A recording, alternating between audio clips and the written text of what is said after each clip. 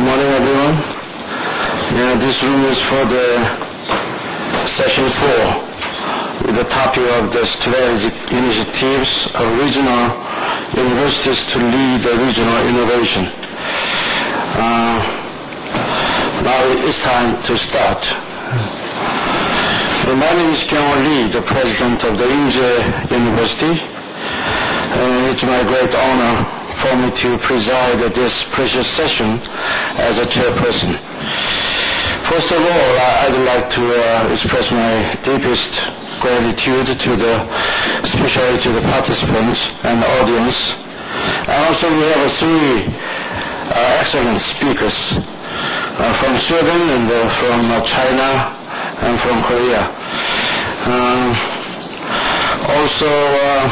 In order to manage this session very effectively, so I would like to set some rules for managing this session.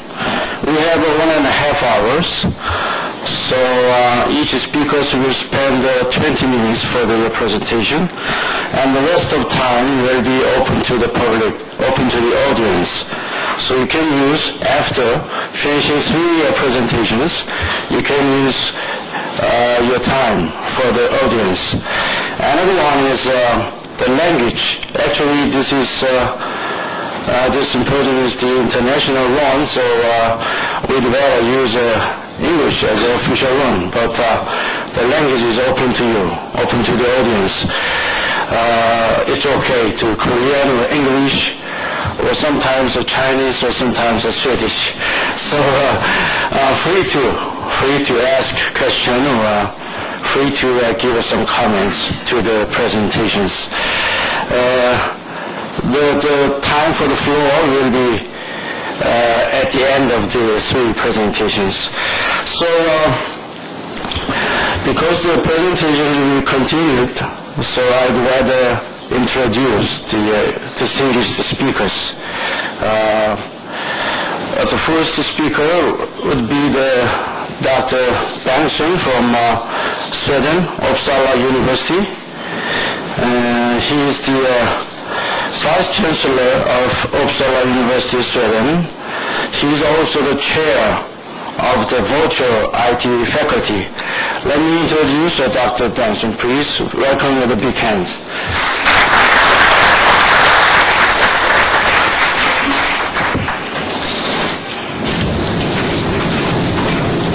Thank you very much for inviting me to come here and talk to this conference.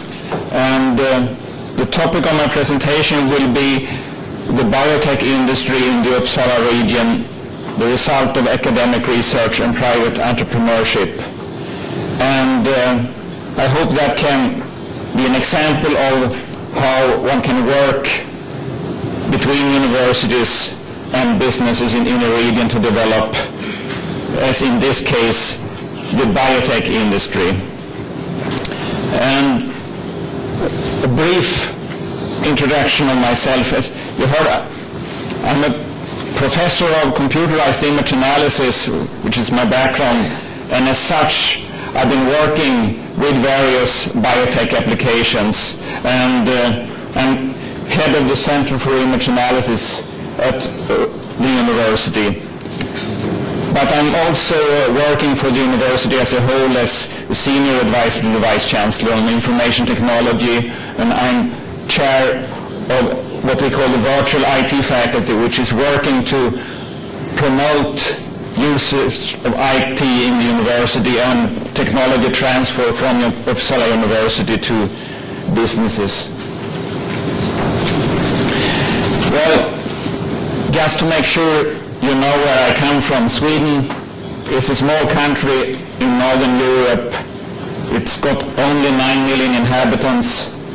That's a very small place. But we've been fairly successful in developing our high-tech industry. And this is a very recent map from the European Union study of the most innovative regions in Europe. And there is a green belt of the top 10% going across Scandinavia and down to UK.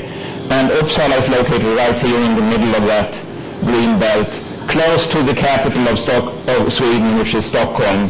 And even closer to the international Arlanda airport. It's the fourth largest city in Sweden with 180,000 inhabitants. And having the fourth largest city with that few inhabitants says something about the population in Sweden.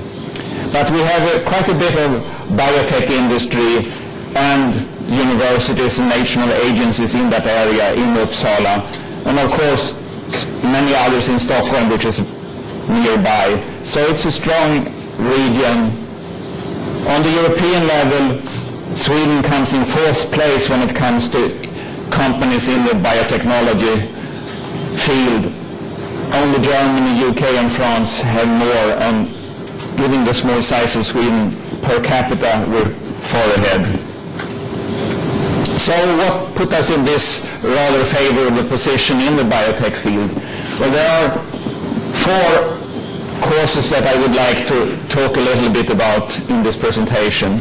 Our universities, the research history background, cooperation between universities and private entrepreneurship, and support from government organizations. So let's start a little bit with the educational situation. Uppsala University is old, 530 years old, got some 39,000 students and 4,000 teachers and researchers.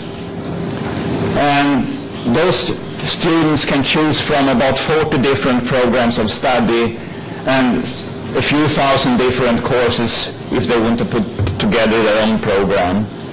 And we have a very international contacts with exchange programs with 400 universities in 40 different countries, including Korea. We have many courses and programs relating to the biotechnology area. Some of them are listed here. My own subject of image analysis is one of them. One of the educational programs that can be worth mentioning particularly is molecular biotechnology, because that's where students learn engineering, mathematics and classical engineering topics, but they also learn quite a bit of biology, producing people that are very good at taking on development and research tasks in modern biotech industry. We also have the only faculty of pharmacy in Sweden, and thus have a national responsibility of research and education in pharmaceutical chemistry, pharmaceutical bioscience and pharmacy. And that faculty offers master programs in pharmacy and bachelor programs, and also engineering programs specializing in chemical technology for pharmaceutics and materials. Our engineering students can also choose to have an optional last year when they focus on entrepreneurship, learning how it is to build and run a company. And that particularly, of course, attracts students that are interested in doing their own business development. And we have a executive MBA program also for people to come back and get a deeper education in running businesses. That was a little bit of the educational situation at Uppsala University.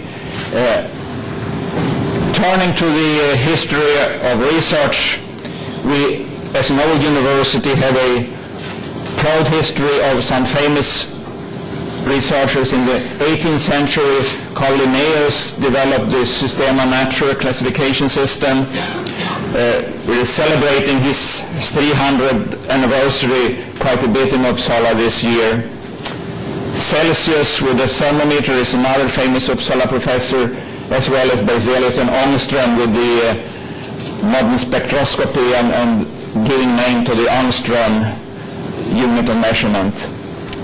In the last century, we had a number of researchers in science and technology receiving Nobel Prizes, all with discoveries relevant for biotechnology, like spectroscopy, the ultracentrifuge, electrophoresis, and so on. And also some good scientists in the end of the 20th century who haven't got the Nobel Prize, at least not yet, inventing gel filtration and discovering immunoglobulin E. So Based on that tradition, we're today carrying out research in several campus areas: a biomedical center, a center for bioinformatics, the Ångström laboratory where material science and physics, the Center for Mathematics and Information Technology, which also houses the Center for Image Analysis, which is my department, cancer research institutes, and a clinical research center at the University Hospital, and a Ewert laboratory for molecular genetics and medicine. And all these campuses work together in some instances with the other university that is located in Uppsala, the Swedish University of Agricultural Sciences, which have 4 faculties, and also, in addition to working with us in some of the centers, also are working in veterinary medicine and genetics centers. These different sub-campuses are all localized along a couple of kilometers of Dag-Hammarskjölds väg, which is a road going through Uppsala. And that makes it very easy to have interdisciplinary contact between the different research centers and other activities here. It's just 5 or 10 minutes on a bicycle. And bicycle is the main mean of transportation in Uppsala. Some of the key research areas or results from the university are listed here. I already mentioned several of them. And currently, a few highlights of what's going on in our research side. The pharmaceutical faculty is doing drug development and drug delivery development, looking at diseases such as rheumatism, diabetes, dementia, and cancer, obesity. To understand the mechanism behind dementia, new technologies such as PET and MRI are very important, and we have a very strong PET center, Uppsala PET Center, which is now commercialized in cooperation with General Electric into Immunetal. And they are looking at developing drugs for Alzheimer's. And there are a lot of interdisciplinary work going on in the drug development area. Sweden has a very well organized registry of people and medical records, and that is a good, valuable resource for clinical research and clinical trials. And we're working to develop biobanks to improve medical care and support such research within Uppsala Clinical Research Center, which is an establishment between the University Hospital and the University Uppsala County Council, which is responsible for the healthcare system in the region. Genes and proteins are, as you all know, very important in modern biology, biotechnology research. And we're having a number of prominent research groups that are working on analyzing genetics factors for cancer, cervical cancer, and together with Stockholm, we're running the human proteome resource where all the proteins in the human body are identified and stains are developed and images are created of where the proteins go in various kinds of bodily tissues. They've generated millions of images that are available on the internet for any researcher interested in proteins. Evolutionary biology is another area where researchers are looking at the possibility of using bacteria to extract energy from sunlight. It's an alternative approach to solar cells and things like that. And we're the first to use genomic technology on wild animals to map their development. And in material sciences, the Ångström laboratory is a very equipped national resource for clean room work in bio and nanotechnology projects. So all this research, how does it influence the business side, the possibility of developing human resources for economic development? Well, the first success in that region, or that area, was the Pharmacia company that was started early in the 19th century, but they moved to Uppsala in 1950 in order to cooperate with the good research at Uppsala University in physical chemistry at that time. And they grew rapidly and became a big international company active in 22 different countries with some 20,000 employees. But then in the 90s, we sort of lost them from Uppsala. A number of international mergers caused Pfizer to take over in 2003, and they closed down most of the activities in pharmacy in Uppsala. And that was bad news for us. But fortunately, the bad news also turned as good news, because there were many very well qualified managers at Pharmacia that didn't want to move away from Uppsala, and they started new companies based on other research results. So we can see here in the last couple of decades there's been a proliferation of new companies based on research results from Uppsala University, which is under the line here. Pharmacia is the one I was talking about here. And the first spin-off was Fadia, which is today a rather big company in diagnostics, and so on.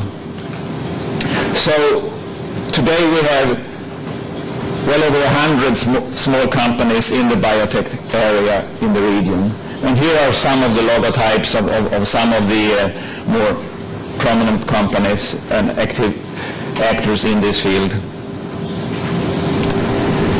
If you look at how those companies distribute over different sub-areas of the life science sector, we're particularly strong in biotechnology. Here is the Uppsala distribution. This is a national one in Sweden.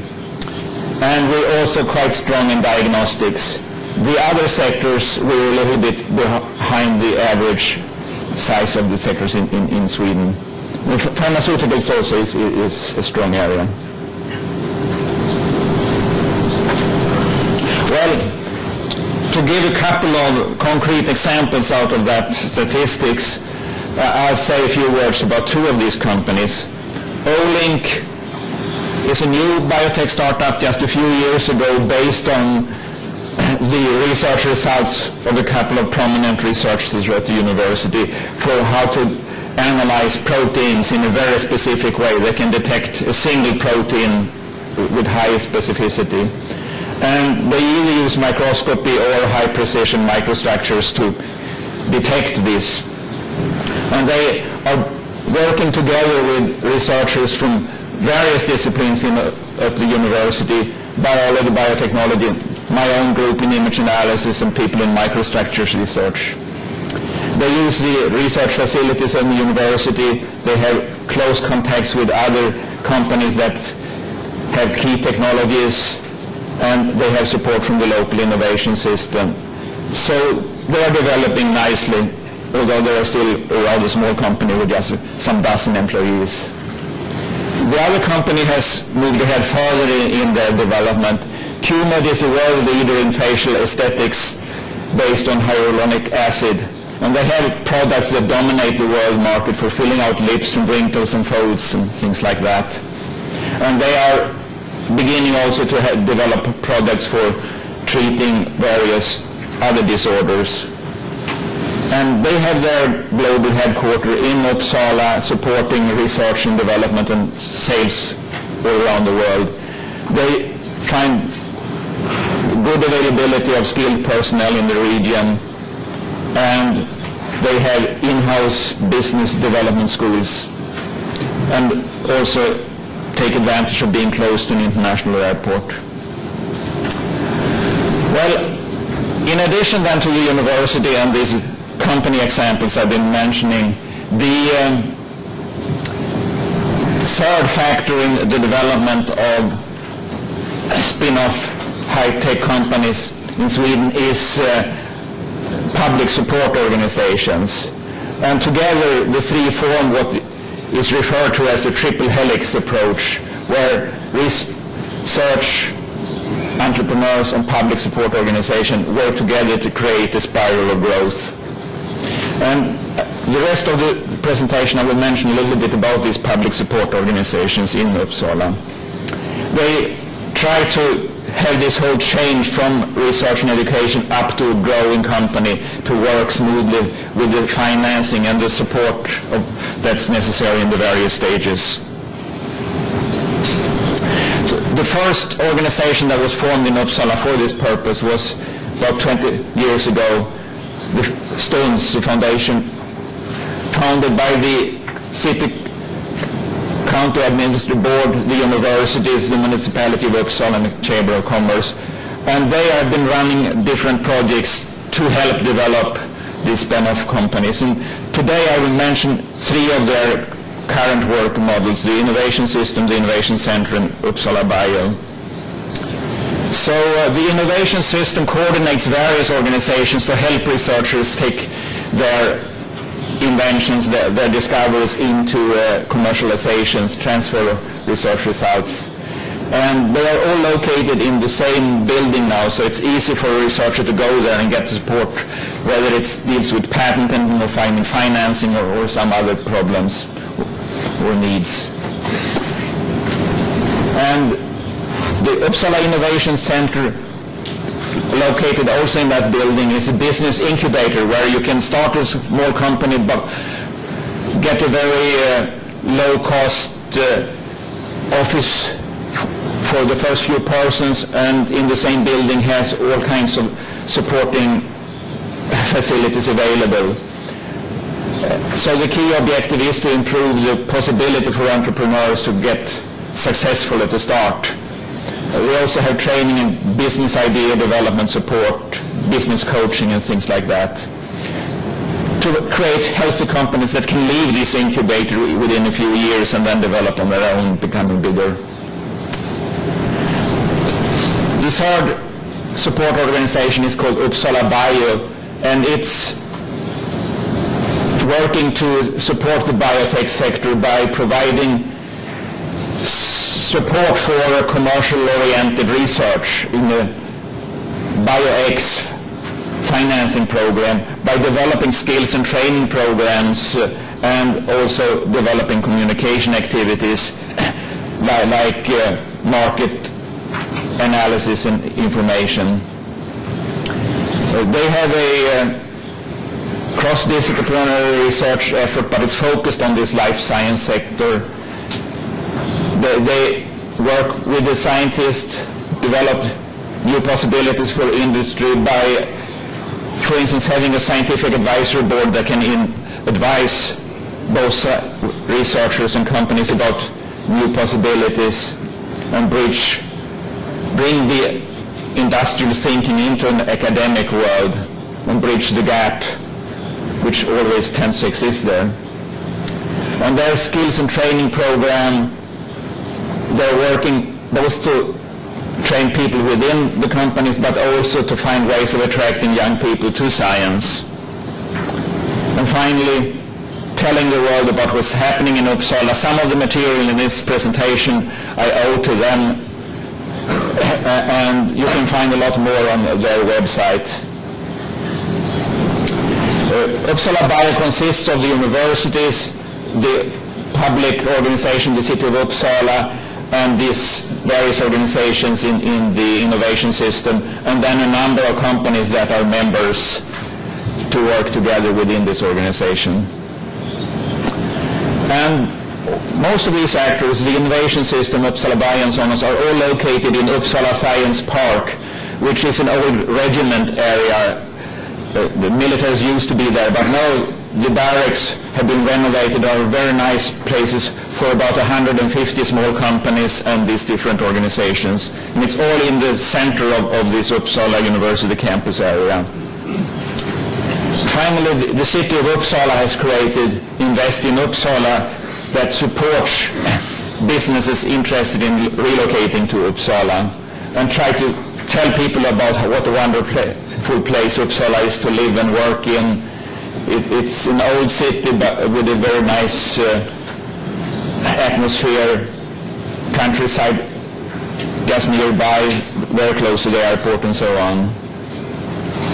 And they try also to point out the advantages of locating industries in Uppsala, economic advantages and so on.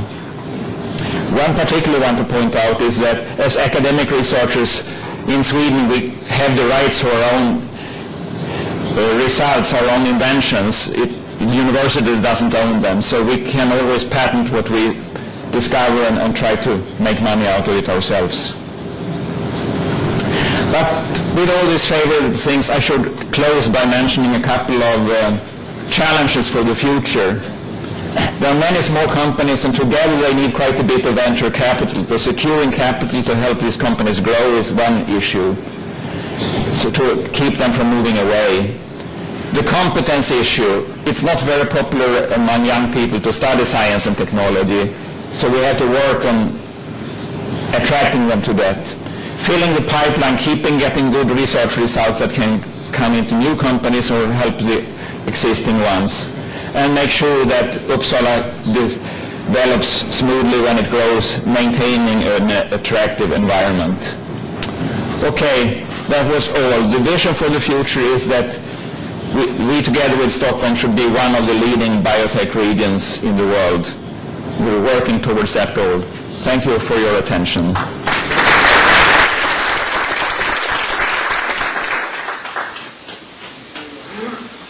Thank you, Dr. Bengtsson. Before going to the next speaker, actually, we can find, through his presentation, we can find sort of model. We have to go there.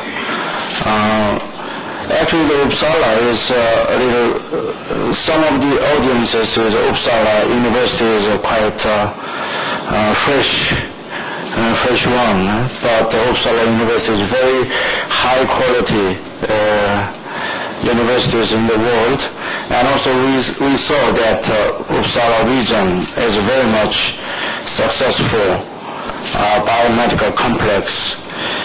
We can find that the success of Uppsala region as such a biomedical complex is based on the strong and successful cooperation between universities and companies and research institutes, and also the public agencies in the region. We can find that there are good networking and good cooperation there. Actually, the Uppsala region is, as we saw, that it's a kind of a biomedical complex, biomedical cluster in terms of biotechnology. Actually, the Korean government also is heading to that direction to develop, promote the biotechnology industry in Korea too. We learned a lot from his presentation. We can find there high quality education of Uppsala University and the high quality research of the researchers in Uppsala University, and also their industry and academia cooperation, very good one, active cooperation, and also the market-oriented research was there. So that's why the Uppsala region is so successful in terms of the complex, in terms of the cluster. It is a very much good implication to the universities in Korea, also the government of Korea. Also, I would like to thank to Dr. Bengtsson. You keep your time very, very on time. Thank you very much. And the next speaker, we have the Inje University, the Professor Do-Hwa. He's in charge of the Institute of Industry and the Business Administration Institute. By the way, the Inje University is a small, mid-sized university in Korea. That university also is specialized on the biomedical area and very much efforts to cooperate with the regional industries. And the Inje University and the region, the Kinye City and the Gyeongnam province, they are heading to that kind of Uppsala's-like biomedical complex and the biomedical clusters too. Let's hear his presentation, how the Inje University is doing a good job for the health human research development and cooperation with the regional communities. Please begin to the Professor Lee. Thank you. It's a great honor for me to present the case of Inje University at this session. I'm going to talk about how Inje University has successfully pursued its strategic path to move to global HRD.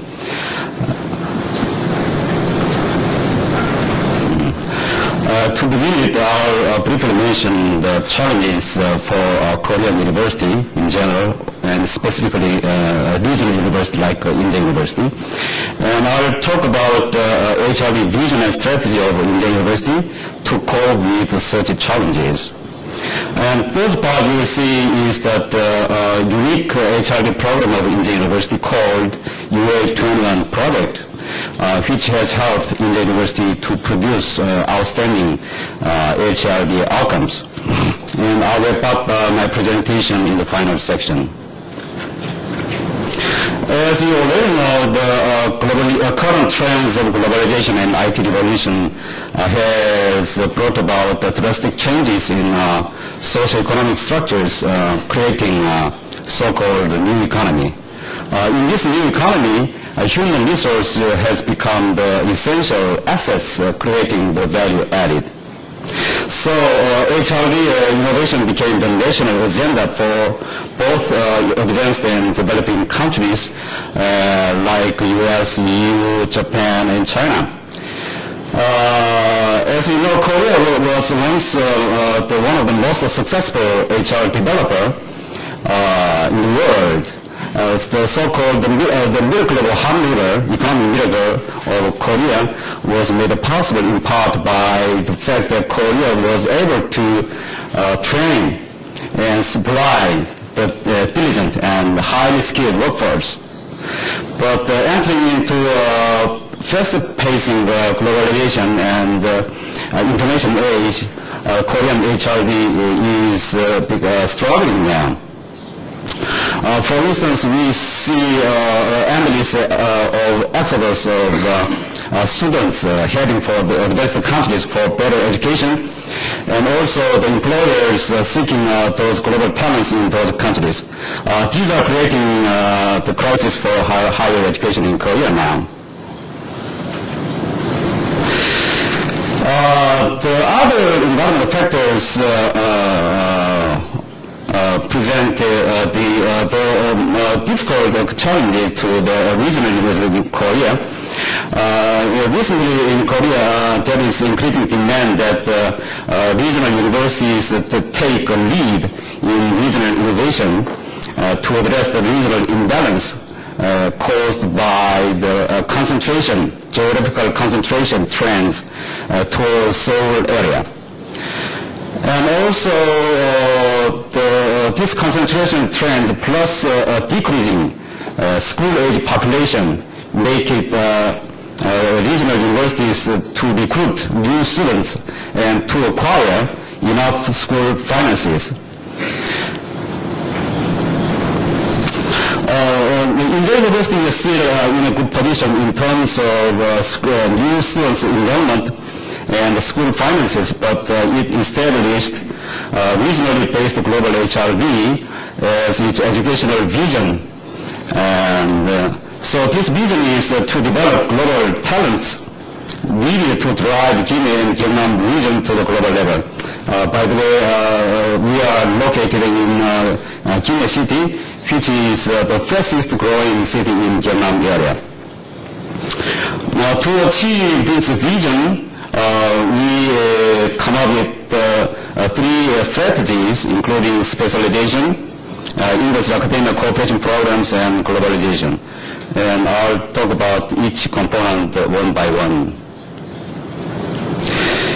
This slide shows how university characteristics and regional characteristics, which is the main point is the strategic interest of Vietnam area, affects the specialization and industry academic cooperation program in our school. And it also shows how specialization and industry academic cooperation program are related to the globalization part of our strategy. So first of all, Inje University selected medicine and biomedical engineering on the basis of university characteristics and regional characteristics. As for university characteristics, two components were considered. One is university identity, the other being academic area having greater competitive advantage. In terms of university identity, two were also considered. One is history of Inje University, and the other being university founding ideology. And going back to the history, Inje University inherited the founding spirit from the Dr. Inje Baek, who established the first civilian non-profit Baek hospital back in 1946. And Inje University started as a medical college in 1979, and it was raised to the university status in 10 years later. And the affiliated Baek hospital also has grown to include 5 hospitals in Seoul, Shanghai, Ilsan, Busan, and Dongmyeon. And also our founding, our university ideology, which is Save the World with Healing Arts. In Korean we call it Save the World with Compassion and Virtue. In Korean we call it serves as ideological basis in specialization in medicine and biomedical engineering. And our university has strong research competence in medicine and biomedical area. Seeing the research institute, we attracted major government-funded research centers, including regional research center, national research laboratories, and clinical trial centers. And we also have other major medicine and biomedical related research institute, including Bengtsson Memorial Research Institute and Inje Institute of Molecular Biology. In terms of regional characteristics, Gyeongnam province has many companies in biomedical industry. Specifically, there are 529 companies in Gyeongnam with 200 in Inje. And also the local governments selected the biomedical area as their strategic industry. Specifically, Inje City is preparing to construct national industrial complex of medical equipment and intelligent silver cluster. And Gyeongnam province is currently promoting a biomedical industry belt by linking Inje, Masan, and Jinju City all in Gyeongnam province. So this gives Inje University very favorable political environments in specialization in medicine and biomedical engineering area. So from this area we come to have some gain the results. And the College of Biomedical Science and Engineering was the first established in Korea. And it was selected and funded by the Ministry of Education and Human Resources for the specialization project of biomedical engineering and the project for fostering regional universities. And so, and also the graduates of this area are nationally recruited too.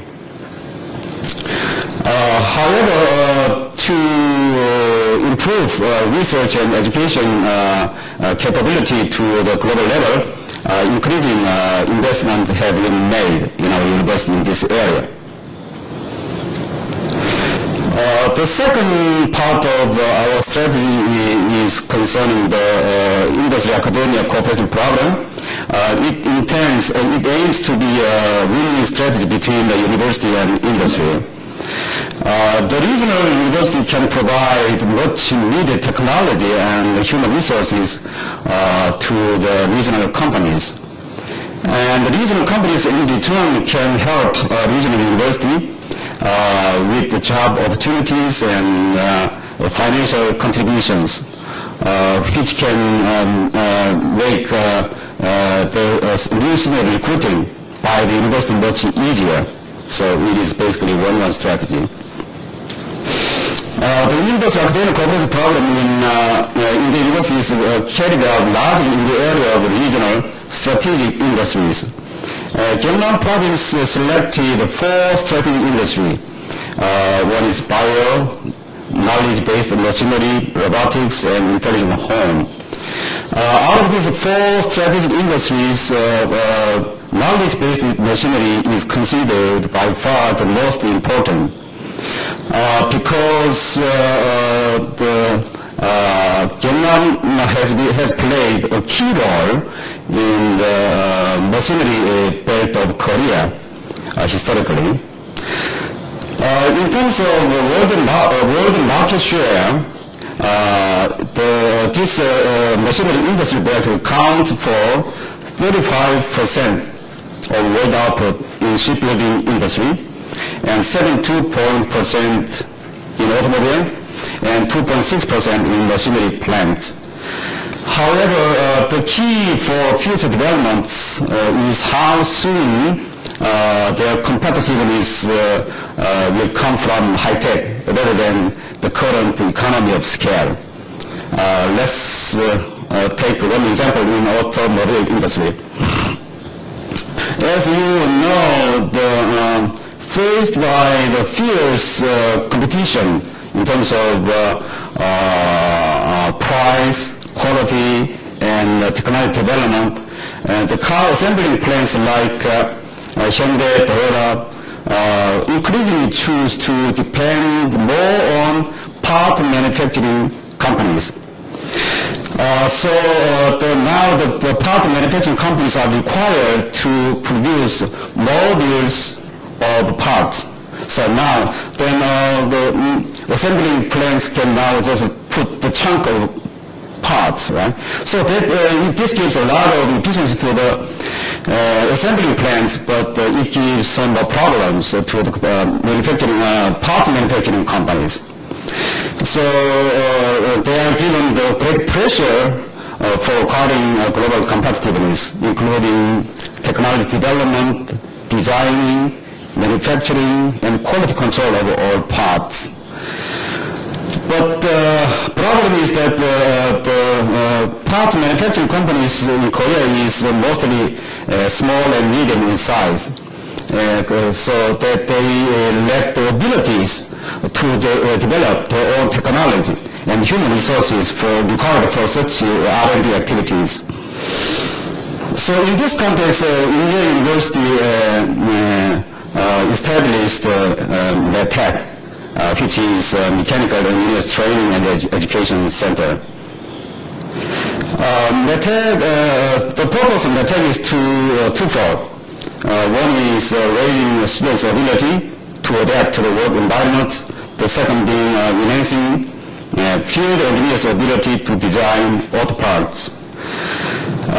The capstone design course was conceived as to fulfill the first objective. Basically, it is based on collaboration between the university and industry. This course is basically a field study for the semester. So in the middle of the semester, the students are given actual engineering problems by the on-site instructors.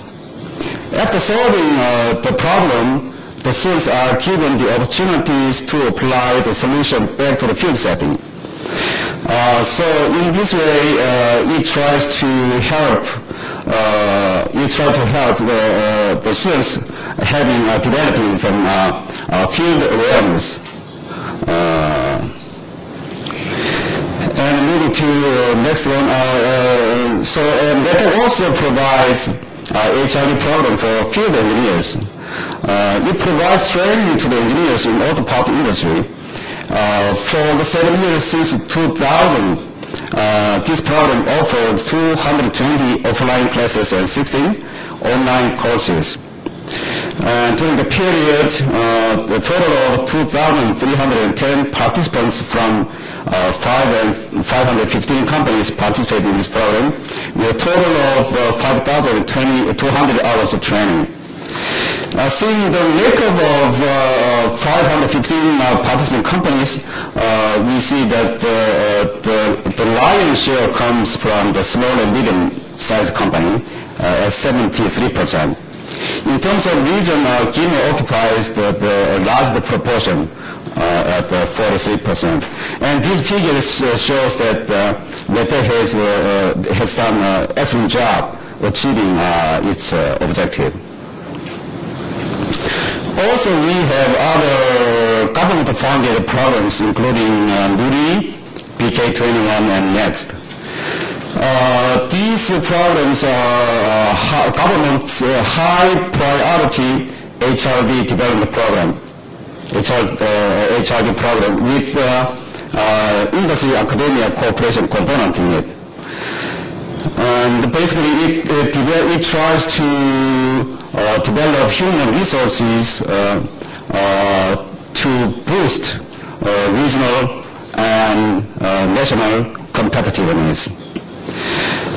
Inje University runs 6 teams in NURI and 6 teams in BK21 and 2 programs in NEXT.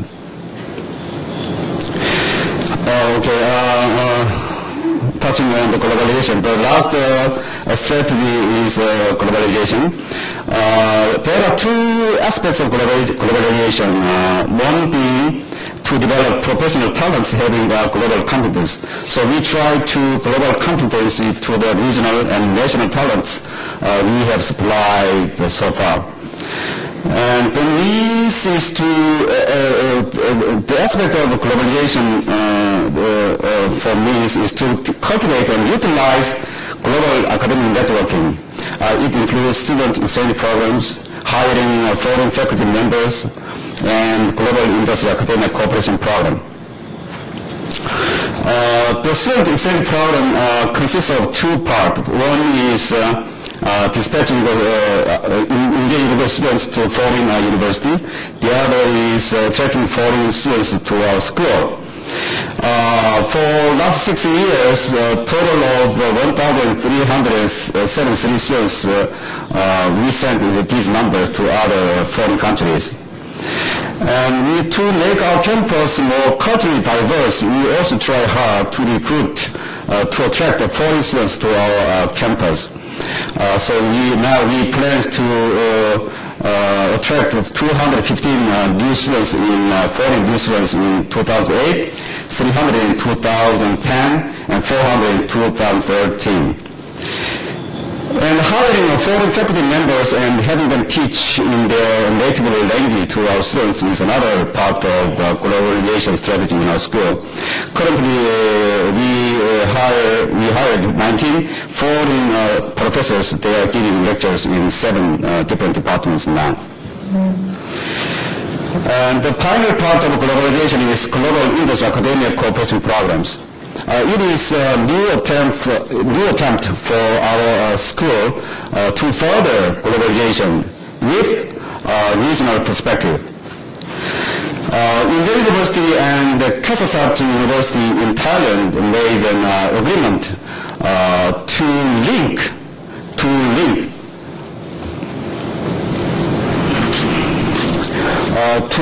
each one's regional industry academia cooperation program into a global one.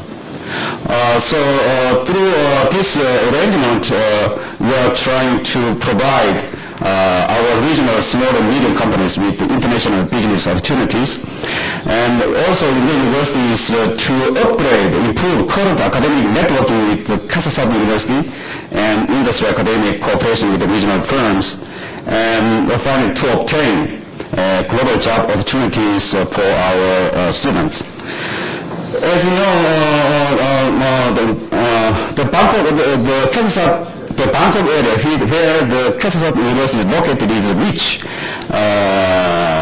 outskirts of Bangkok actually, is rich in agricultural materials and medicinal plants, and they are having abundant plenty of labor with low wage. So if these resources and production and processing technology of within the area in the university are combined, a substantial synergy effect can be realized. We expect that. This slide shows how this arrangement, probably I have to go quickly. It shows how this arrangement evolved. One thing I'd like to highlight is that 20 CEOs of regional bio and food companies visited Kasetsart University and then introduced their products and technologies to the Chamber of Commerce and consulted with them for a future business cooperation. Okay, UA training project. This is a unique project for our school. It is devised as a means to develop students' competence required by job market. Basically, it replaces one-track model by the two-track model. Basically, one-track model is focusing on major education on the traditional paradigm. Two-track model is focusing on improving both major education and providing a non-curricular career development program. And this project is to satisfy both educational consumers and society, especially the employers. And then two-track model then consists of track 1, track 2. Track 2 is providing improved major education in each academic department, the curricula reflecting field and global experiences. And track 2 is to provide guidance and support for student career awareness and development. And it includes ICDP, UA Earning, UA Into Practice program, and UA Network program. And I'll explain each one shortly. Inje Career Development Path program is a web-based program, and it is a core of UA training project in our school. It is to try to develop students' career objectives, roadmaps, and help to students to put those in practice. So I'll skip this part. And UA program, it is a non-curricular series of lectures designed to nurture necessary competence for global talents. The topic includes cultivating moral characters, fostering challenging spirit, and fostering creativeness, etc. And this lecture are given as special lecture or week-long workshops. So far in 2007, 31 lectures were given to the students. And the third part of your project, UA training project is UA practice program. So each student may have a different career goal, so they may need some different career development plan. So 38 tracks supervised by professors are given to students as of now. And it is planned that 10 new tracks be added each year. Some examples include U.S. Autonomy Mentoring Program, Unibank Financial Academy Program, and so on. The last part of UA training project is UA Network Program. Certainly there is a limitation for our sole effort in the university, so we try to obtain necessary support from HRD-related institutions, including university itself, and Ministry of Labor, Junior City, and regional industries. And as you see, with these all-out efforts of Inje University, we could achieve some remarkable outcomes. One is a high employment rate. Inje University has shown more than 80% of employment rate annually, which exceed which exceed the national average by 20 to 30%. In terms of employment ranking, Inje University came in third in 2004, and came in second 2005 and 6. And another, this slide shows that the job market of our Indian students became widened. In 2003, 20% students were hired by the firms in Seoul area. In 2007, this figure increased to 35%. This figure means that the job market for our students becoming from regional to the national level. So now we are planning to upgrade that part to a global level. Now I will wrap up my presentation.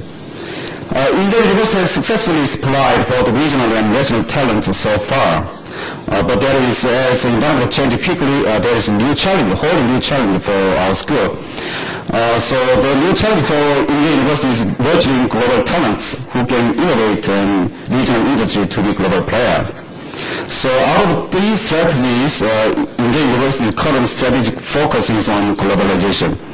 There are many programs I mentioned before, but with great concern and investment from the Inje University Foundation and commitment of Inje University constituents, Inje University is expected to take a big step toward regionally based global HRD.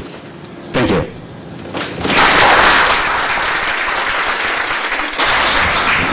Thank you, Professor Lee. Actually, I'm from the Inje University, but even though I'm from Inje University, I cannot give him more time than others. So thank you for your time. Actually, the Inje University is a regional-based university. As you know, that the university in the region is not easy to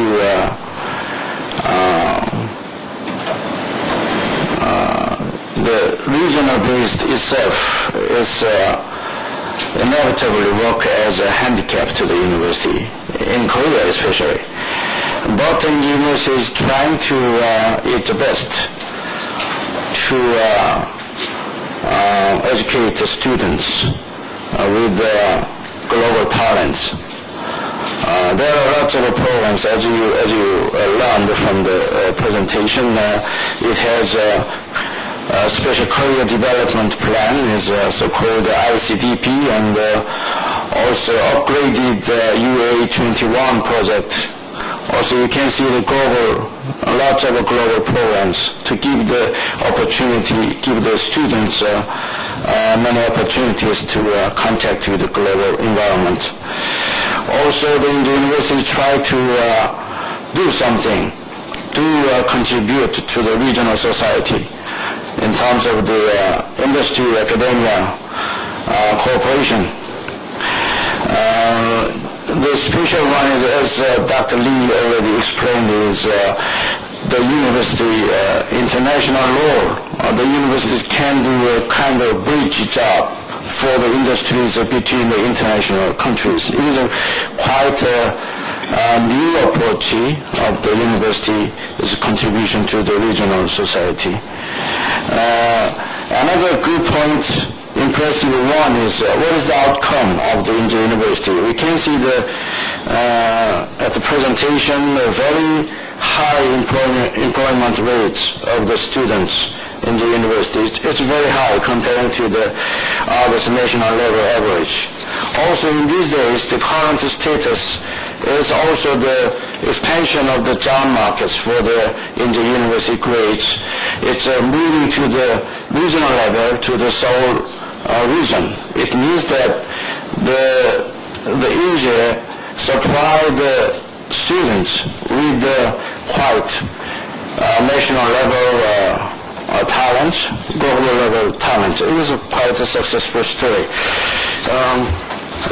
Thank you for thank you for the presentation of the Professor Lee. Now we have lastly, but not the least, we have the Shanghai University's experience with Dr. Wu Song. Actually, Dr. Wu is the vice president of the Shanghai University. He is majoring in the mechanical engineering, and also he has a long experience in terms of the university administration and educational policy. So we will have a very good, we expect a good presentation from Dr. Wu. Ladies and gentlemen, my name is Wu Song. I come from Shanghai, China. First, I will give thanks to the president of Inje University for his invitation for me to attend this global GHR2007. The title of my presentation is Research-Oriented University and Postgraduate Education.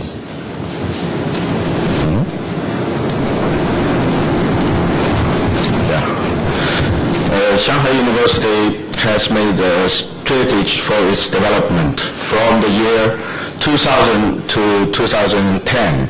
The goal is to complete the transformation from the teaching research type to the research teaching type. In China, in the college level or school level, you may have graduate school, but in the university level, the graduate school is only be approved by the central government. So we are in the process of applying for the graduate school. With another 20 years consistent effort, Shanghai University will become a comprehensive research-oriented university. We have 3 campuses in Shanghai University. This is the main campus in Bengtsson district, northeast of Shanghai. Also, we have another 2 small campuses. One is for Science Park. Another is for international cooperation. Currently, we are nearly 2,500 full-time faculty members. Among these members are 450 professors, including 11 academicians of Chinese Academy of Science or Chinese Academy of Engineering. Shanghai University now has more than 26,000 full-time undergraduate students and over 7,600 postgraduate. Also, towards research university, we pay more attention to undergraduate teaching. In October 2003, Shanghai University passed the evaluation of undergraduate teaching quality by the Chinese Ministry of Education and got a mark of excellence. Only 20% of the university can get the mark of excellence. In China, every 5 years, the Chinese Ministry of Education will deliver evaluation of undergraduate teaching.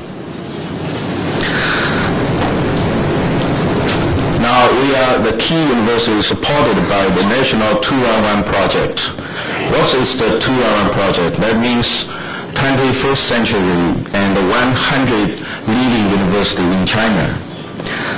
Presently we have 23 schools and 6-7 bachelor programs, 131 master programs, 35 PhD programs. In China, the master program and PhD programs is approved by the central government. Besides, we also have 3 professional degrees, Master of Engineering, Judicial Master, MBA. Now we have 4 key laboratories co-constructed by Chinese Ministry of Science and Technology and the Shanghai Municipal Government, and 1 key research base for athletics and social science by National Administrative of Athletics. Also, we are now make great efforts to develop interdisciplinary research. We have built some interdisciplinary center. For example, this is one of the interdisciplinary center we call microstructure interdisciplinary center. It is related to material science and technology and so on. We also have another several interdisciplinary center on the university level. Shanghai University has set up National Science Park. There are over 100 institutes and centers located in this high-tech development zone. In recent 5 years, Shanghai University research budget ranking among the top 20 of all the Chinese universities. And the academic papers and the Chinese National Science Foundation, we also ranking 30 among all the Chinese universities. We are pay very attention to the international exchange. Shanghai University enjoys extensive international exchange and cooperation. At present, the university has established corporate relationship with dozens of foreign universities and colleges. That include maybe 4 or 5 universities in Korea, such as Inje University, Chungju National University, and Bangkok University, and Taiko University, and so on. Meanwhile, Shanghai University has continued to send faculty members abroad for further study, academic visit, and exchange. Shanghai University now has over 2,000 international students. Among these international students, there are over 700 from Korea. I was told that in Shanghai there are around 70 to 80,000 Korea citizens working and studying in Shanghai. So we pay more attention to the exchange with Korea University. We also have double degree program with foreign countries, such as we have built an independent college that is cooperated with University of Technology of Sydney in Australia that deliver a double degree. And also we have built an independent college that cooperates with 3 technical universities in France. This is the President Chen Wei-Chang of our university. He is the very famous scientist in China. President Chen believes that only teachers with innovation spirit are able to educate the student of creativity. Each faculty member is supposed to do some research work. Then research activities become important aspect of lifestyle. At last, research work of our faculty has an important influence on some front area.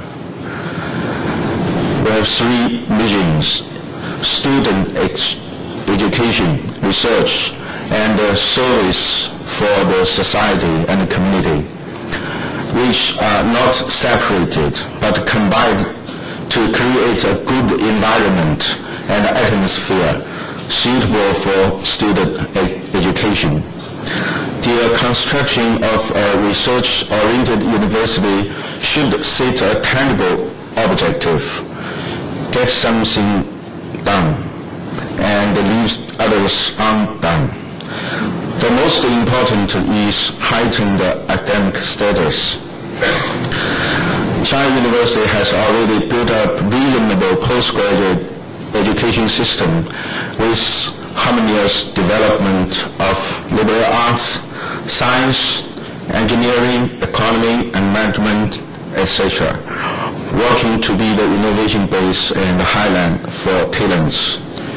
We have 3 strategies for postgraduate education: academic upgrade, first of characteristics, high quality of education. A research-oriented university not only creates new knowledge, but also brings up engineers, scientists, leaders in all fields for the next generation. With the graduation of students, new knowledge as well as the graduate with new knowledge can be sent everywhere.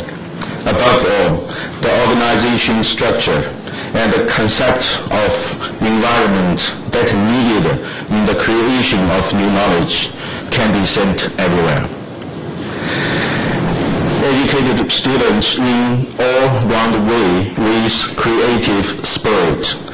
The student we educate at first should be a patriot. They should love his own country, a dialectical materialist, a person with appreciation for the culture of his own country and foreign country, and appreciation for the art with noble minds and good virtue. At second, the student we educate should be a person with special knowledge and be an engineer or specialist, etc. So this is the most important. This is the second. We hope that the purpose of student education in university is to learn a correct way of studying, working, and thinking. Whatever the course or majors, what they need to do is train students to master this way. Under the instruction of tutors, students learn and study and then are educated to work in unknown field independently, because unknown field always lie in front of us. So we have some measures to practice Mr. Qian's idea. We review the curriculum for postgraduates every 2 years, set up process evaluation, strengthen course reform, set up academic seminars and academic paper reading lesson as compulsory courses, ensure quality of degree dissertation with double-blind assessment, carry out academic credibility education, enrich academic lecture, encourage academic exchange, and launch postgraduate festival to second the academic atmosphere. We also pay attention to the cooperation with the industry and the research academy and institute. For the reason Shanghai is a dynamic area, we have very strong industry cooperation cited in Shanghai. So we educate postgraduates in the cooperation with first-class industries such as Intel, such as Ball Steel, Shanghai General Electric, Shanghai Automobile. We also cooperate with the industry for professional degree, such as engineering master in 15 fields. That means mechanical engineering, telecommunication, computer science and technology, and so on. Nowadays, we are exploring the education pattern for Doctor of Engineer. Thank you. Thanks for your attention. Thank you, Dr. Wu. We learned that Shanghai University's effort to be a research-oriented university also was presented by Dr. Wu. The Shanghai University's what the Shanghai University do to contribute to the regional society in terms of the industry and the academia cooperation. Also, the Dr. Wu points that good education based on the research, good research of the university itself is an important factor for the university to do a proper role to nurturing the students demanded by the society and the industry. Thank you, Dr. Wu. And we have 10 minutes to 12 o'clock, the end of this session. So now it's time for the audience. Also, the language is up to you. So please, any questions and comments to the speakers. So if there's any, please raise your hand and make it clear that to whom you are asking or to whom your comments. Please. Now is time for the floor. Okay, please there. My name is from Gwangju University, and I have a question to Professor Bengtsson. I was really impressed by knowing that Uppsala University has produced so many Nobel Prize winners. And I immediately realized that all the success you have now is all because of the good quality education in Uppsala University. So what is it? Before we talk about, nowadays everyone is talking about collaboration and cooperation between schools and businesses. But I think that it is very important for us to know is that we have to first rectify the university education and put it to a higher level as such a level as the Uppsala University before we talk about the collaboration or cooperation between the university and businesses. And also in that context, I have some pain in the waist. Oops. I'm curious about the tuition of the Uppsala University right now. That's all. Sorry. Yes. Well, first I agree that it is important to have a high quality academic level and a research level in order to create research results that can be successfully used also for developing businesses. And there is, however, not really any contradiction between trying to develop good relations with business and spin-off activities and a good academic quality, as long as you don't allow the business side to take over so that you are not able to do fundamental research and get resources for that. So I agree with you. Then the concrete question about tuition fee.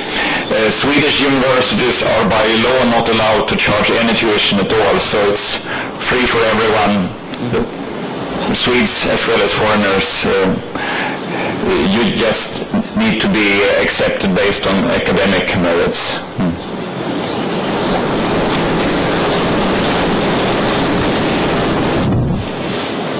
Okay.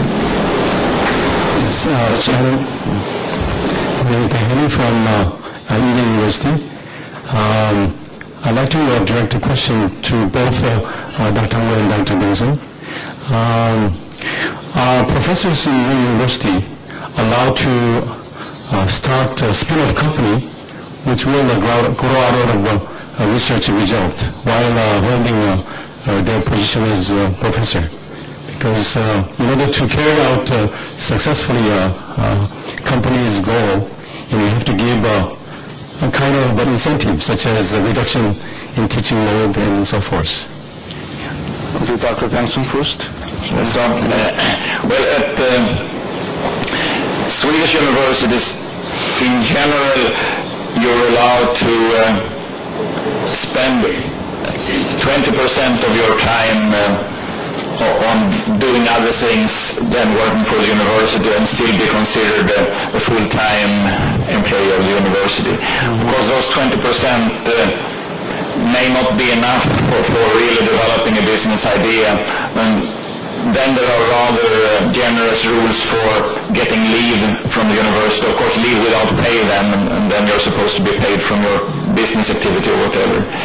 So several of my colleagues are working, say, 50% for the university, 50% for companies, or various other percentages, and it's changing over time. If the companies goes well, they may eventually disappear from the university, but in most cases they come back and the company do well without them, and they just work part-time as an advisor or so.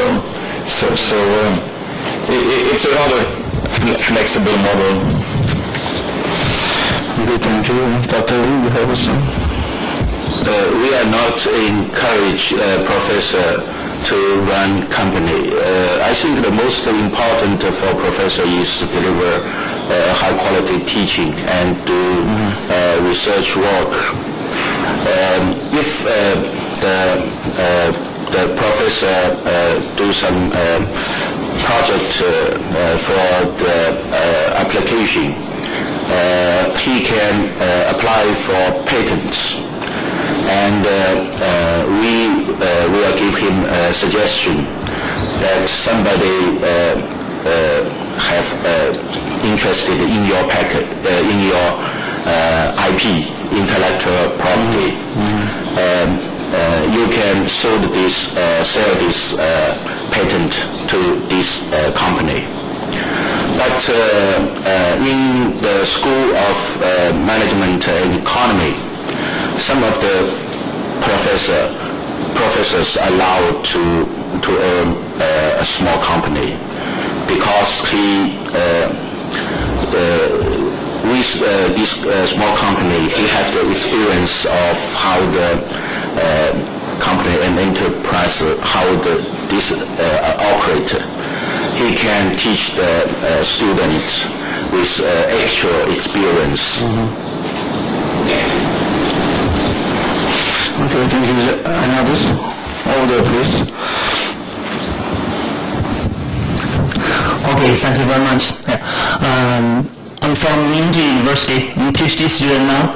So just want to ask a question, ask President Wu. Actually, I appreciate so much about your good presentation. I've been to Shanghai University twice. The campus is very beautiful. Yeah. And as far as my concern, also as just you said, the mission of the Shanghai University is to build up a research-oriented university in the future. According to your PowerPoint, I see that in Shanghai University now there are actually 26,000 undergraduate students and 7,600 graduate students. So what I mean is the number of the undergraduate students is almost 4 times than the number of the graduate students. I really think that the research-oriented strategy is quite beneficial for the education or cultivation of the graduate students or postgraduate students. But as to the undergraduate students, probably I think it's another story, because at present in China, as you know, actually the employment market is quite fierce. I mean, it's a little bit hard to find a good job at present compared to the situation in the past. So probably a lot of the undergraduate students focus on what kind of skills or kind of capability they can learn in the university. Then after they graduate from the university, they can find a good job as soon as possible. So what my question is, what kind of effects will this kind of research-oriented strategy bring on the undergraduate students? Thank you so much. Thank you. We are now, because the population in Shanghai lower these days, so maybe the next year we decrease the recreation of freshmen, of undergraduate students. But we will increase the number of postgraduate students. I think the research-oriented university must keep a balance between these two types of students. The second question is the job market. Nowadays, in China, the graduate from the university is not easy, can find a job post. But in Shanghai area, because the economy is growing, so it produces much more working posts. In our university, maybe 99% of the students can successfully find working posts after their graduation. Thank you. Thank you, Yazana. Other questions and comments over there? Okay, thank you, over there, gentlemen.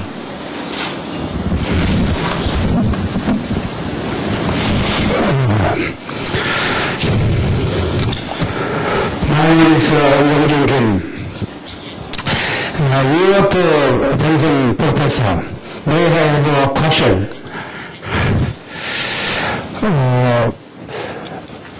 How many Korean students do you have in your country? How many Korean students?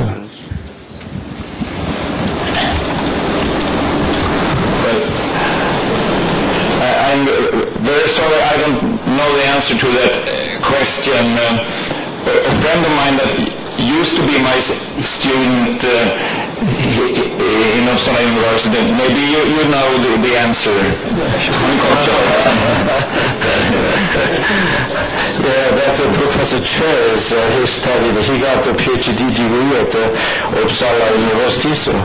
Yeah. My name is Choi from university. I have started my PhD studying. Actually, my undergraduate studying to PhD studying in Uppsala. So actually, I am responsible to research affairs and industry academic cooperations at Inje University now. So if I say how many Korean students in Sweden, so I said about I think I said only a graduate student, so about 100 student to graduate student, but very few undergraduate student.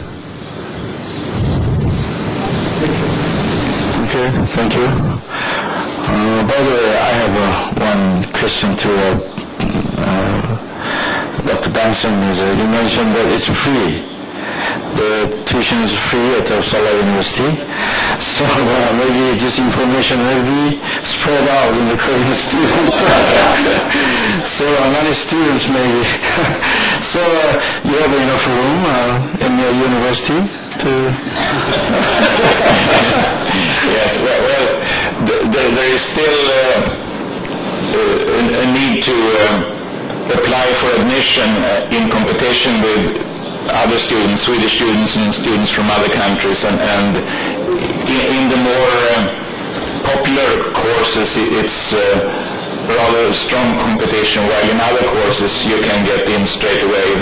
So, but it is free. It's actually being debated in Sweden whether we should start to have a tuition fee for foreigners, because most countries do, but so far it has not been any such decision, and I think there will be some years before, if at all, there is rather a lot of discussions.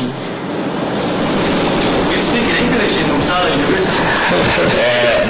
Well, we have a few hundred courses per year given in English, and then several thousand courses given in Swedish. So it's maybe between 5 and 10% of the courses are given in English.